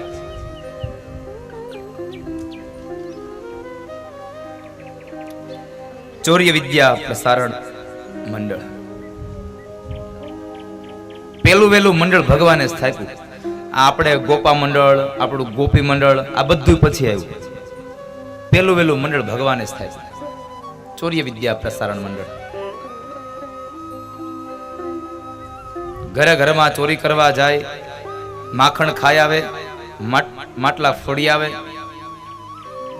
વળી વ્યા જાય. બધી ગોપીઓના ઘરની અંદર ભગવાને એવો ત્રાસ આપ્યો, એવો ત્રાસ આપ્યો. બધી ગોપીઓ એક વખતના સમયે ભેગી મળી અને માં યશોદા પાસે આવે છે. આખું આંગણું ભરાઈ ગયું અને સવારમાં ગોપીઓ રાડે રાડ થયું, બૂમા બૂમ. યશોદા, એ યશોદા, બહાર આવ. યશોદા કહે છે અત્યારમાં શું છે? જ્યાં ઓરડામાંથી ઓસરીમાં આવે ને જ્યાં ઓસરીમાં કોરે જોવે તો આવો આખું ફળિયું ભર્યું છે આંગણું. અરે ગોપીઓ, આ અત્યારમાં શું છે ને આટલી બધી બૂમાબૂમ શાની કરો છો? એક ગોપી કહે છે યશોદા, તારા છોકરાને સમજાવ ને, બહુ ખરાબ ટેવ પડી ગઈ છે. તારો છોકરો ચોરી કરતા શીખી ગયો છે.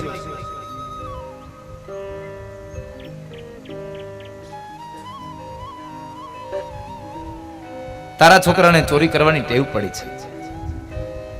યશોદા કહે છે ખબરદાર ગોપીઓ, કોઈ દિવસ બોલ્યું છો તો મારા છોકરાને ચોર કહેતું નહીં કોઈ દિવસ. અરે પણ અમારા ઘરની અંદર આવીને માખણ ખાઈ જાય છે. યશોદા કહે છે મારા ઘરની અંદર માખણની તાણ છે, તારી ઘરે માખણ ખાવા આવે?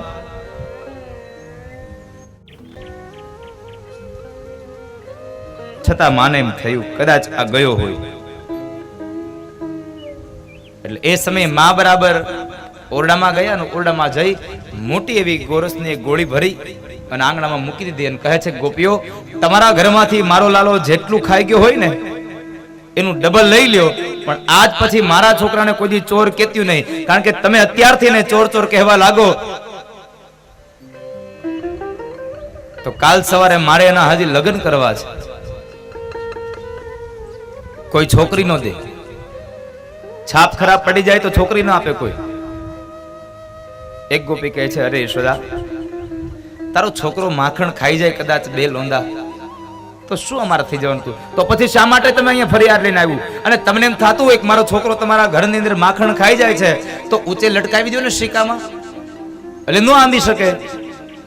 એક ગોપી કહે છે યશોદા એ કરી જોયું, પણ તારો છોકરો એકલો આવે તો ને, તો એ આખા ગામના છોકરાને ભેગા લઈને આવે છે, એકબીજાના ખંભે ચડી જાય અને પછી મટુકા ઉતાર લે છે. માં યશોદા લાલાને બોલાવ્યો, લાલા અહીં આવતો બેટા, તું આખા ગામના છોકરાઓને લઈને આ ગોપીના ઘરમાં માખણ ખાવા જા છો? કનૈયો મૂંઝાયો, હવે જવાબ શું દઉં?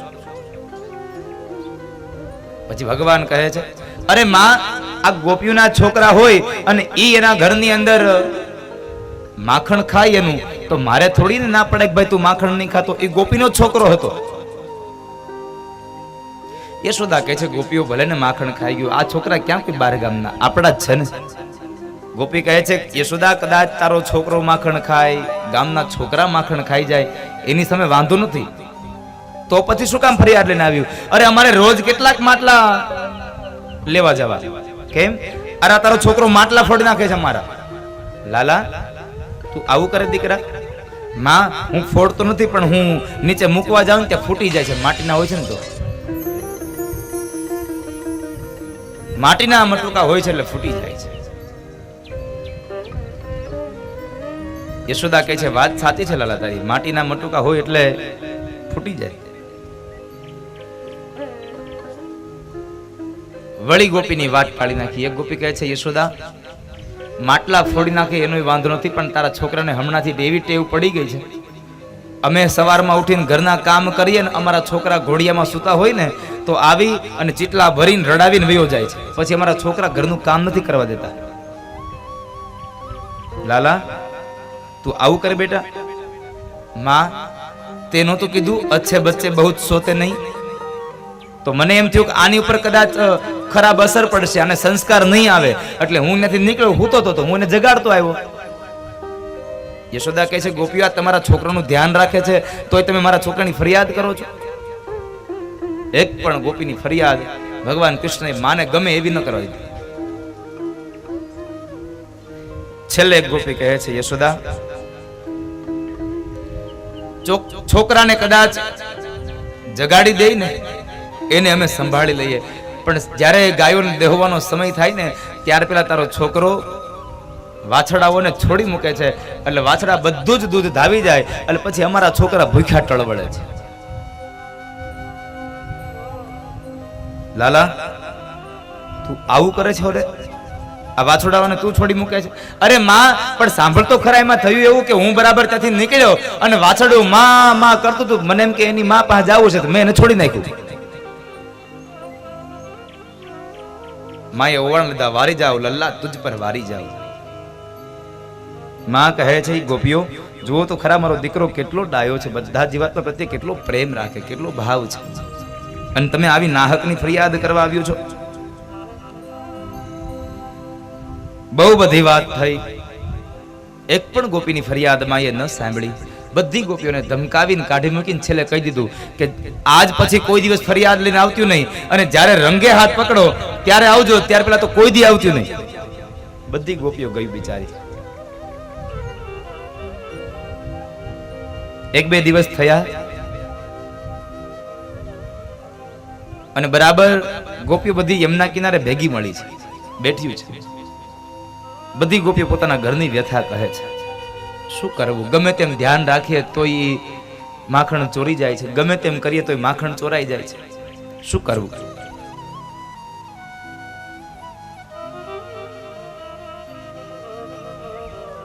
એક ગોપી તો કહે છે અરે બેન તારા ઘરના તો માખણ ચોરી ગયા છે, મારા ઘરના તો લાડુ ચોરી ગયો. તારા ઘરના લાડુ ચોરી ગયો? હા, કનૈયા એક ગોપીના ઘરના લાડુ ચોર્યા. પણ ભાગવતકાર એમ કહે છે લાડુ નહીં, એ તો કનૈયાએ ગોપીઓના ચિત્ત ચોરી ગયા હતા. ગોપીઓનું ચિત્ત ચોરી ગયું હતું.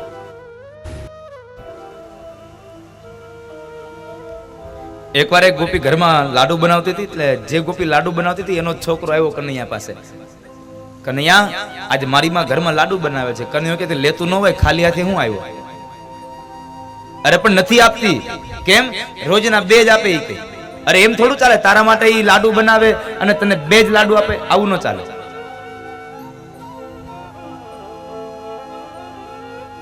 આવું ન ચાલે. અરે પણ કનૈયા નથી આપતી તો હું શું કરું? એક કામ કર, તારી માં 2 લાડુ આપે ને હું તને 4 લાડુ આપું, બોલ મારું કામ થઈ જશે. તું 4 લાડવા દે, તારું કામ થઈ જાય. છોકરાને બીજું શું હોય?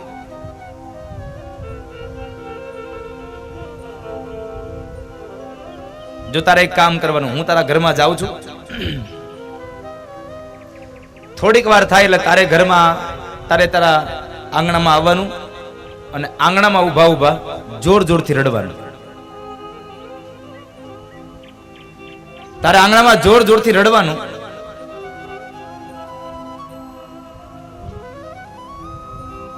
જ્યાં સુધી હું તારા ઘરની બહાર ન નીકળી જાઉં ત્યાં સુધી તારે રડવાનું બંધ નહીં કરવાનું. ભલે કરે તને તારા 4 લાડવા મળી જશે. ગોપી બરાબર લાડુ બનાવે છે ઓરડામાં બેઠી બેઠી, અને ભગવાન કૃષ્ણ ગયા છે. દરવાજામાં પ્રવેશ કર્યો, ત્યાંથી ગોપી કેમ છે, મજામાં ને? ગોપી જે આમ જોયો ત્યાં ઓહો આ તો લ્યો ચોર આવી ગયો. આવ કનૈયા આવ બેસ. ભગવાનને એને બેસાડ્યા છે.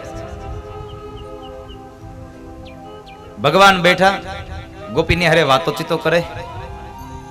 પછી ભગવાન કહે છે ગોપી લાડુ દે ને તારા. આ લાડુ દે ને. ગોપીએ સ્પષ્ટ ઘસી ના પડી નહીં કનૈયા લાડુ નહીં મળે. યશોદાને કે જા બનાવે. અરે પણ યશોદાને હું કહું હમણાં બનાવી દે, પણ ગોપી તને ખબર નથી તારા હાથના જેવા લાડુ મીઠા થાય છે ને એવા તો લાડુ કોઈ દિવસ કોઈના હાથના ચાખ્યા જ નથી. તું લાડુ દે ને. ગોપી એકની બે ન થઈ, બે હજી વાતો કરે છે. ત્યાં બરાબર યુક્તિ પ્રમાણે છોકરો આંગણામાં આવ્યો અને જોર જોરથી રડે છે. જોર જોરથી રડે છે. ગોપીના કાને અવાજ આવ્યો. અવાજ ઓળખી ગઈ ગોપી કે આ તો મારા છોકરાનો અવાજ છે. એટલે કનૈયાને એને વાત કરી, કનૈયા આ તો મારો છોકરો રડતો હોય એવું લાગે છે. કનૈયા વળી એમાં હા પૂરી. હા ગોપી હું આવ્યો ને તો તારી ઘરના આંગણામાં ઉભો તો કઈક ઈ રોતો તો કે હું આવ્યો તો. હવે ગોપી મુંજાણી, જો જાવ તો ચોર અહીંયા બેઠો છે અને ન જાવ તો મારો છોકરો ત્યાં રડે છે. શું કરવું હવે?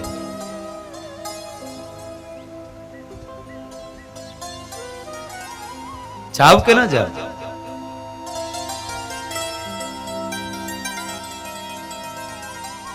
અને એ સમયે ગોપીએ યુક્તિ કરી, લાવ કનૈયાને જ કીધું ધ્યાન રાખે. એ કનૈયા અહીંયા બેસ, હું મારા છોકરાને લઈને આવું, તું મારા ઘરનું ધ્યાન રાખ. હા હા ગોપી જા, હું અહીંયા બેઠો છું.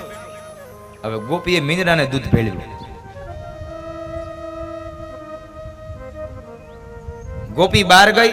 ભગવાને ઓરડાની બારી ખોલી. ત્યાં તો આખા ગામના છોકરા કનૈયા લાડુ, કનૈયા લાડુ. ઉભા તો રહ્યો, ઓલી બહાર તો જવા દો, નકર વાહા ભાંગી નાખશે. ગોપી જેવી બહાર ગઈ એટલે બધા જ લાડુ ભગવાને બારીએથી અંબાઈ દીધા અને કહી દીધું મારા ભાગને રાખી મૂકજો. આ 4 લાડવા તો ઓલાના ભાગના છે. ગોપી એના છોકરાને આવીને કહે છે પણ થયું હું? હવે આને કઈ થયું નતું કે હું એમ કહેવાય છે? આ યુક્તિ છે?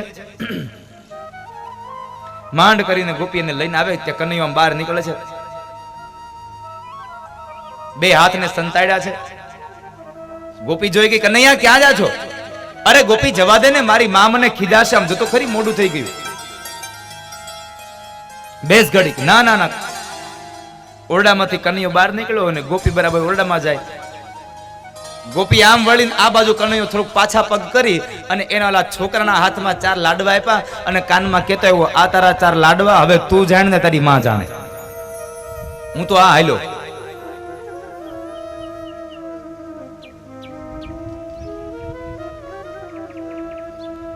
ભગવાન કૃષ્ણ હજી ઓસરીની કોર ઉતરે ને ગોપી ઘરમાં ગઈ જ્યાં જોવે તો બધા જ વાસણ પડ્યા છે, પણ વાસણ બધા ખાલી ખમ. એક પણ લાડવો ન મળે એમાં. એટલે ભગવાનને તરત જ ગોપી અવાજ કર્યો, એ કનૈયા ઉભો રે. કનૈયો કહે છે મને જવા દે, મારી યશોદા મને મારશે, મોડું થઈ ગયું છે. અરે પણ આ ઉભો રે, લાડવા કઈ ગયા? કનૈયો કે મને શું ખબર તારા લાડવાની? ગોપી કહે છે પણ મેં તને ધ્યાન રાખવાનું કીધું તું. કનૈયો આંગણામાં ઉભો ઉભો કહે છે, એ ગોપી આવડી મોટી થઈને જૂઠું શાની બોલે તું? તે મને તારા લાડવાનું ધ્યાન રાખવાનું કીધું, તે મને તારા ઘરનું ધ્યાન રાખવાનું કીધું. તું જોઈ લે તારા ઘરની એક દિવાલ પડી ગઈ છે. આટલું કહીને કનૈયો ભાગી ગયો. ભાગવતકાર એમ કહે છે ગોપીના ઘરના લાડુ નહીં, ગોપીનું ચિત્ત ચોરી ગયું. આ બધી ગોપીઓ એકબીજાની વ્યથા કહે અને બધી ગોપીઓ મૂંઝાયેલી છે. એટલે એક ગોપી ભીમાભાઈની દીકરી પ્રભાવતી છે. એ જરાક આંકરા સ્વભાવની. એ બધી ગોપીઓને ધમકાવે કે તમે હાવ માયક આંગલ્યું છો, એટલે તમારા ઘરની અંદર ઈ ચોરી કરવા આવે છે. બાકી આવે મારા ઘરમાં, ખબર પડે કેમ ચોરી થાય.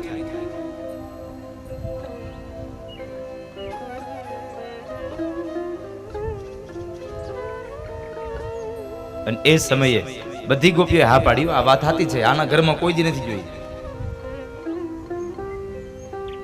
બધી ગોપીઓ સાંજે ઘરે આવી અને સાંજે ઘરે આવીને જ્યાં વાતો કરે છે ને એ ગોપીઓના છોકરાઓને કહે છે એના છોકરાઓને કહે છે કે છોકરાઓ તમે બધાયના ઘરમાં જાઓ છો, કોક દી ઓલી પ્રભાવતીના ઘરે જાઓ તો ખબર પડે કેમ ચોરી થાય.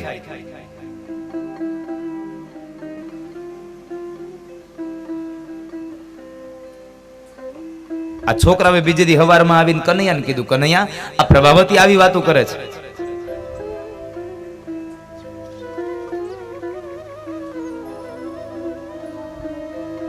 કઈ વાંધો નહીં. ત્યાં બરાબર પ્રભાવતીનો દેર હતો. એને કીધું, કનૈયા આજ મારી ભાભીએ સરસ મજાનું તાજું માખણ ઉતાર્યું છે. કનૈયો કે હાલો તો ન્યા જ જાય. એક ગોવાળિયો કે છે કનૈયા રેવા દે, દેવડેરા મૂકીને હનુમાનની હડફેટે ન ચડાય, એને રેવા દે. પણ કનૈયો એક નો બે ન થયો. નહીં, માખણ ખાવું તો આજે પ્રભાવતીના ઘરનું જ, નકર કોઈના ઘરનું માખણ નથી ખાવું. છે ભગવાને હઠ કરી બે ગોવાળા મોકલા, જોયાઓ જાવ ગોપી ઘરમાં છે કે નહીં. બરાબર આવીને જોવે છે પાણીયાળાની અંદર માટલા ન હોય એટલે ગોપી પાણી ભરવા ગઈ છે. માટલા હતા નહીં, ગોપી પાણી ભરવા ગઈ છે. કનૈયાને આવીને સમાચાર આપ્યા. ગામના છોકરાઓને લઈને ગયો અને મોટી બધી ગોરસની ગોળી ભરી હતી. બધાએ માખણ ખાધું, બધાએ માખણ ખાઈ લીધું તો વધ્યું તો કૂતરાઓને, બિલાડાઓને, વાંદરાઓને, કાગડાઓને બધાને ખવડાવ્યું તોય વધ્યું. એક ગોવાળિયો આવીને કહે છે કનૈયા આ માખણ તો તોય વધ્યું, હવે આનું શું કરવાનું? કનૈયો કહે છે કામ કરો, આ ગોપી હમણાં બહુ કાંઠી થઈ ગઈ છે, એને જરાય નવરાઈ મળતી નથી. આમ જો તો ખરા એના ઘરની ગાર ઉછળી ગઈ છે, લીપણ કરી દો.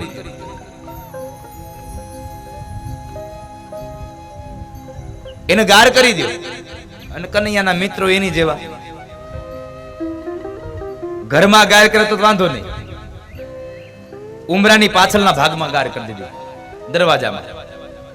એવું સરસ મજાનું માખણ લીપી માટલું ફોડી અને સાકળ દઈને પાછા વયા ગયા. ગોપી તો 3-4 બેડા લઈને ગઈ હતી. એટલા મોટા ધક્કા કઈ એક ગાગરમાં તો હાલે નહીં, એટલે હવે તો એ બંધ થઈ ગયું ગાગર વાળું. હવે તો હેલના સુકન બંધ થઈ ગયા. અમુક જગ્યાએ કોક દીક ભાગ્ય થાય તો, બાકી તો એને કોઈ ક્યાંય ભરવા ક્યાં જવું છે? સીધું માટલું ખોલે ને ઉપરથી ચકલી ચાલુ કરે. એટલી આળસ ચડે. સારું છે તમે આટલું, નકર તો નળી ઘેરે ગામ લાગી. જ્યાં બેઠા ત્યાં ગ્લાસ ભરીને ન જાય, સોફા પાસે એક ગોઠવી દે.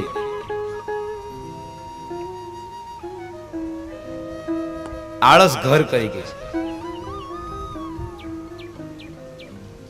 અને આમ પણ ભાગવત કહે છે કે કળયુગનો માણસ આળસુ બનશે, કળયુગનો માણસ કામી બનશે, કળયુગનો માણસ ક્રોધી બનશે અને કળયુગનો માણસ લોભી બનશે. આ કલીના ચિહ્નો છે, એના આ બહુ મોટા મોટા એના કારણો છે.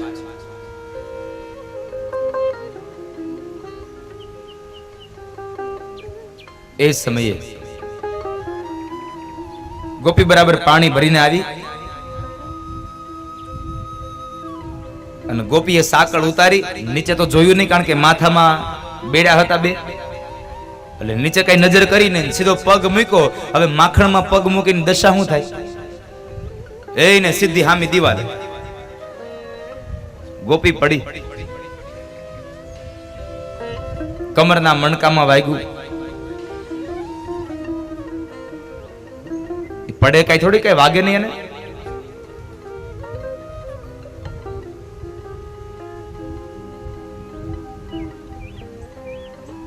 પછી પડી એમ તો ન કહેવાય, કીધું લાડવો ખાધો.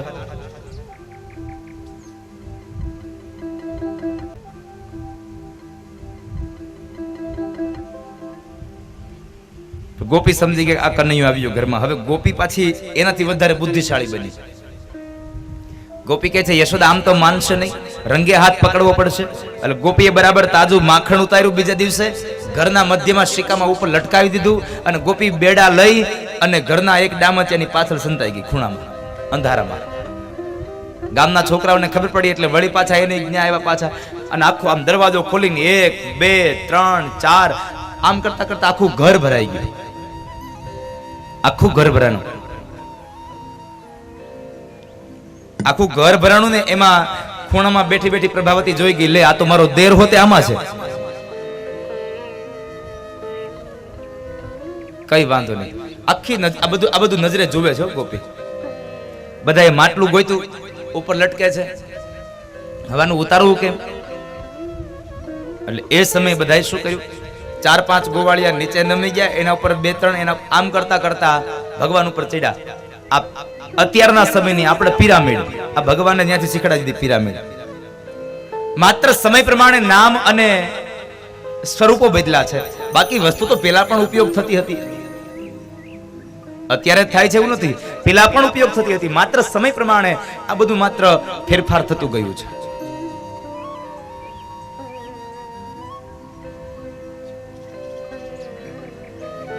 હવે અત્યારે કોઈ પણ દેશની અંદર કોઈ ભાગવત કથા વંચાતી હોય, કોઈ ક્રિકેટ ટુર્નામેન્ટ રમાતી હોય, આપણે આપણા ઘરમાં બેસીને જોઈ શકીએ. શું કામે? લાઈવ આવે છે. અત્યારે આવ્યું ના, પહેલેથી હતું આ તો. પણ ત્યારે આવા ટેલિવિઝન નહોતા, માણસની દિવ્ય દ્રષ્ટિઓ હતી. અને પેલા રેડિયાનો જ હતો ને જમાનો. પેલા ટીવી ક્યાં હતા? રેડિયામાં સાંભળતા. અને એમાં જેની ઘેર રેડિયો એ પૈસા વાળા કહેવાતા, એ મોટા માણસ કહેવાતા. તો લાઈવ પહેલા પણ હતું, માત્ર અત્યારે સ્વરૂપ બદલ્યું. જ્યારે કુરુક્ષેત્રના મેદાનમાં યુદ્ધ ચાલતું હતું ને, ત્યારે કુરુક્ષેત્રના મેદાનનું યુદ્ધ ધૃતરાષ્ટ્ર અને ગાંધારી બે બેઠા છે, અને ધૃતરાષ્ટ્ર પ્રશ્ન કરે અને સંજય એને જવાબ આપે, કોણ કોની સાથે લડે છે ને આનું તમામ યુદ્ધનું નિરૂપણ આખું સંજય અહીંયા લાઈવ બતાવતા હતા. સાહેબ, આ પહેલા પણ હતું, પણ અત્યારે માત્ર સ્વરૂપ બદલા છે, એના માધ્યમો બદલા છે. ટેકનોલોજીનો યુગ આવ્યો છે. આ ટેકનોલોજીના યુગમાં આપણે આપણું જીવન જીવીએ છીએ. ગોપી બધું જોવે છે અને બરાબર ઉપર ચડ્યા. કનૈયો ઉપર ચડ્યો, બરાબર આમ મટુકી પકડી અને ઉતારવા જાય, ત્યાં જ બરાબર ગોપીએ અવાજ કર્યો, ઉભા રહેજો બધાય.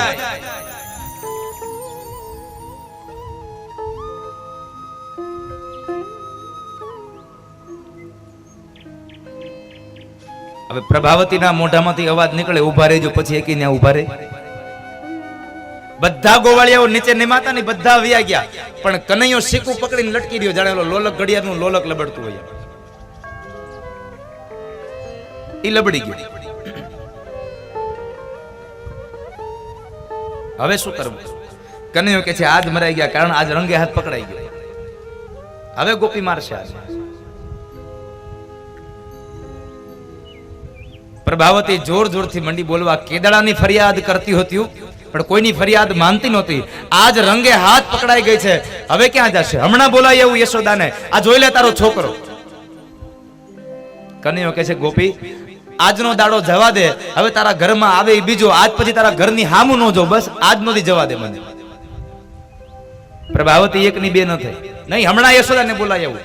કનૈયે બહુ મનાવવાની વાત કરી, પણ પ્રભાવતી ન માની ને, એટલે કનૈયો કે છે કામ કર, તારે મને માર જ ખવડાવો છે ને, તો યશોદાને અહીંયા લઈ આવી, એના કરતા તું મને જ યશોદા પાસે લઈ જા. હાલ. કનૈયો ક્યાંયથી નીચે ઉતારે તો કઈક મેળ આવી જાય. હજી કઈ ગોપી એમ થયું વાતે હાથી, હાલ લઈ જાવ હું જઈને. ગોપીએ નીચે ઉતાર્યો, અને નીચે ઉતારીને એનું બાવડું પકડ્યું અને ઘૂમટો તાણી અને ગોપી નીકળી. કનૈયાનો હાથ પકડીને લઈ જાય છે. અહીં તો ડેલીની બહાર નીકળી ને, ઘરની બહાર, ત્યાં ગામના બધા છોકરા ભેગા થઈ ગયા, હારે આખું ટોળું થઈ ગયું. હજી શેરીનો ખૂણો આમ પસાર થયો ન થયો, ત્યાર પહેલા તો કનૈયો કહે છે ગોપી હાથ મૂકી દે ને મારો. ના હો કનૈયા તું ભાગી જા. અરે ગોપી નહીં ભાગું. ના કનૈયા તું ભાગી જા, આજ તો યશોદાને તારા હાથે હાથ આપીને તને માર ખવડાવું. જો કનૈયો કહે છે પણ ગોપી મારો હાથ લાલ થઈ ગયો.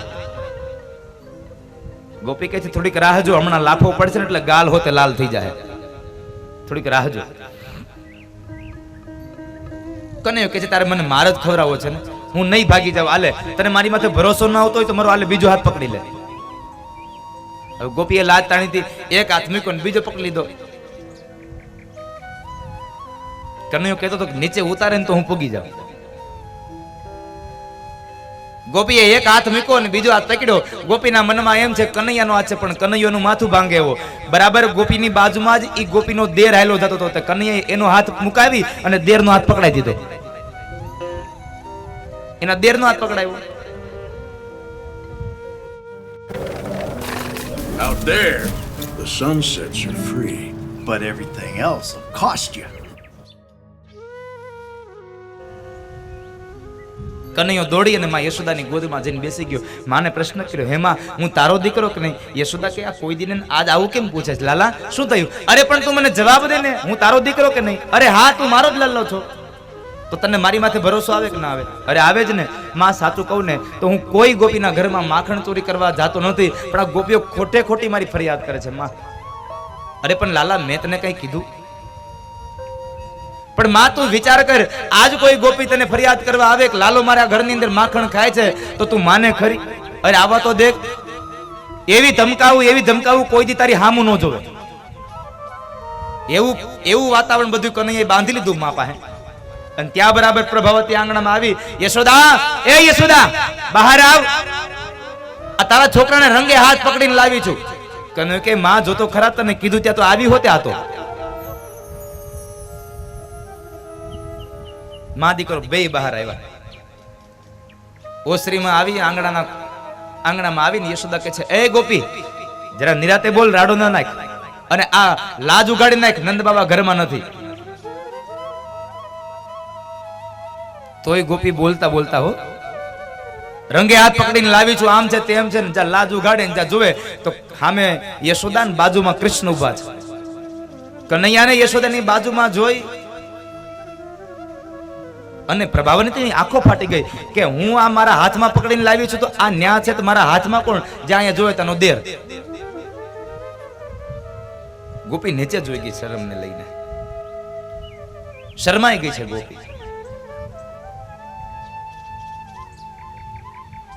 યશોદાએ એવી ધમકાવી, પ્રભાવતી આજ પછી ફરિયાદ લઈને આવી છો તો તારી ખેર નથી.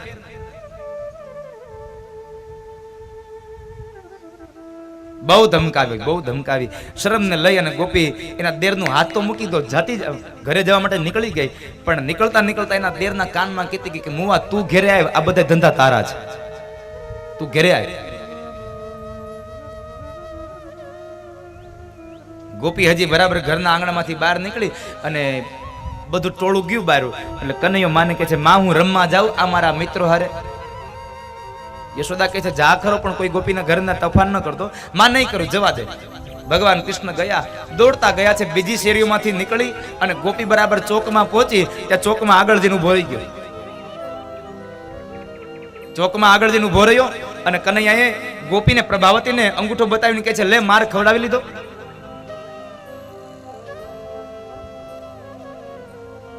ગોપી કહે છે કે તું આજ છટકી ગયો છો, પણ કાળિયા તને જો માર ન ખવડાવો ને તો હું પણ પ્રભાવતી નહીં. ભગવાનને કાળિયો કીધો ને ભગવાનનો મગજ ગયો. આ મને કાળિયો કહે છે, કઈ વાંધો નહીં. ભગવાન કહે છે, ગોપી સાંભળી લે, આજ મારો હાથ પકડ્યો તો અને એ હાથ છોડાવીને તારા દેરનો હાથ પકડાયો. હવે જો મારી ફરિયાદ કરવા આવી ને તો તારો દેર નહીં, તારો ધણીનો હાથ છે, પછી મને કહેતી નહીં.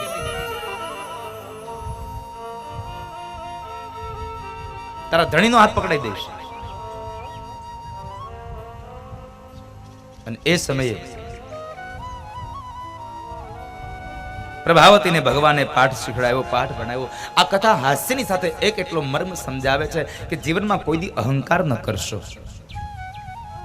જિંદગીમાં કોઈ દી અહંકાર ન કરવો. કારણ કે અહંકાર તો 10 માથાવાળા રાવણનું નથી રહ્યું, તો આપણું તો શું રહેવાનું? આપણે તો પામર મનુષ્યો છીએ. ગર્વ કિયો સોઈ નર હાર્યો.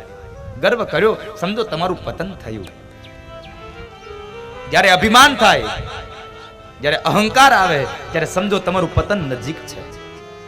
ભગવાનને પ્રાર્થના કરજો, પ્રભુ જેટલું ધન આપો એટલું ધન આપજો, જેટલી સંપદા આપી એટલી સંપદા આપજો, જેટલી કીર્તિ આપી હોય એટલી કીર્તિ આપજો, પણ કૃપા કરીને એક મારા નાથ મારી પ્રાર્થના સાંભળજો. આ ધન સંપદા, આ કીર્તિની સાથે મને કોઈ પણ જાતનો અહંકાર ન આવે એટલી કૃપા મારા ઉપર કરજો. મારા જીવનમાં અહંકાર ન રહેવો જોઈએ. અહંકારથી માણસનું અધઃપતન હોય છે. એને પાઠ ભણાવ્યો પ્રભાવતીનો પાઠ ભણાવીને અંતે ભગવાન આ દુનિયાને એક સંદેશો આપ્યો, માનવ જીવનને એક સંદેશો વ્યાપ્ત કર્યો કે જીવનમાં અહંકાર ન કરશો.